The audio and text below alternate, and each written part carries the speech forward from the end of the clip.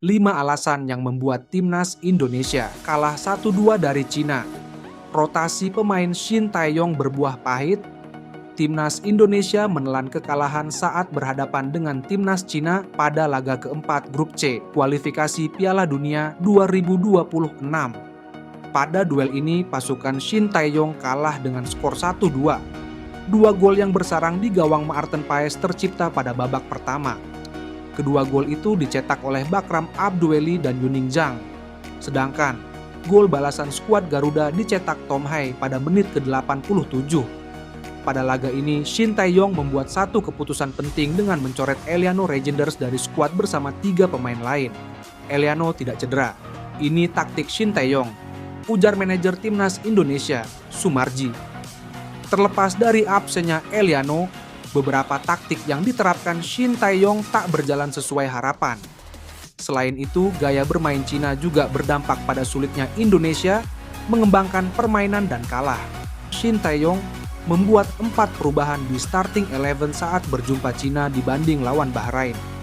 Sang pelatih tentu punya pertimbangan yang matang dengan keputusan tersebut. Hanya saja komposisi pemain yang dipilih pada duel lawan Cina tidak cukup optimal. Shane Patinama kewalahan di sektor kiri. Indonesia juga kesulitan mengatur ritme tanpa Tom Hai di tengah. Pada babak kedua, dengan 3 pergantian di awal permainan, penampilan Indonesia membaik. Tom Hai bahkan mampu mencetak gol, dan Nathan Joe Aon terlihat lebih efektif saat bermain sebagai bek kiri. Mengulang kesalahan lawan Bahrain Bakram Abdueli harusnya tidak mencetak gol jika pemain timnas Indonesia lebih fokus lagi. Pada kasus ini ada kesalahan individu yang dilakukan oleh Shane Patinama. Patinama mengambil resiko terlalu besar saat tidak langsung membuang bola. Lalu pemain Cina merebutnya dan memberikan umpan pada Bakram Abdueli yang berdiri bebas di depan gawang. Jika dicermati terlepas dari tambahan waktu kontroversialnya, ada kesamaan proses antara gol Bakram Abdueli dan gol kedua Bahrain ke gawang Indonesia. Apa itu? Para pemain Indonesia lengah pada situasi bola kedua saat set piece dan membiarkan pemain lawan tanpa pengawalan. Serangan Cina sejatinya tidak terlalu istimewa. Sepanjang laga, mereka hanya mampu melepas 5 shots dengan 3 yang tepat sasaran. Namun, 2 dari 3 shots itu mampu menjadi gol. Ini bukti bahwa lini belakang Indonesia cukup rapuh. Apalagi proses gol yang bersarang di gawang Maarten Paes lahir dari kesalahan koordinasi pemain Indonesia sendiri.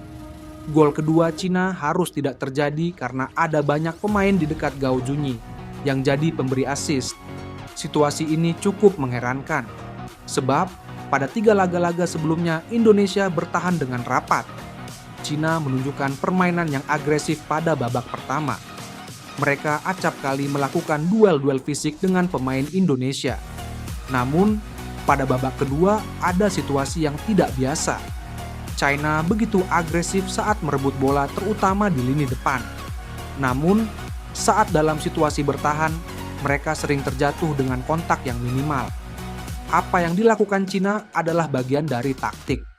Hanya saja bagi Indonesia, faktor itu bisa merusak ritme bermain yang sedang dikembangkan. Lalu ada banyak waktu yang terbuang.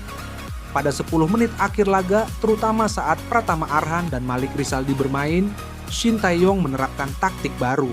2 pemain itu diminta untuk melepas banyak umpan crossing. Arhan, yang bermain di sisi kanan, mampu menjalankan tugasnya dengan baik. Dia banyak melepas 3 umpan crossing. Hanya saja Indonesia tak punya target man yang kuat di kotak penalti. Ini adalah masalah lama Indonesia. Shin Tae-yong punya beberapa penyerang, seperti Ragnar Oratmangoen dan Rafael Struijk, hanya saja karakter mereka bukan target man.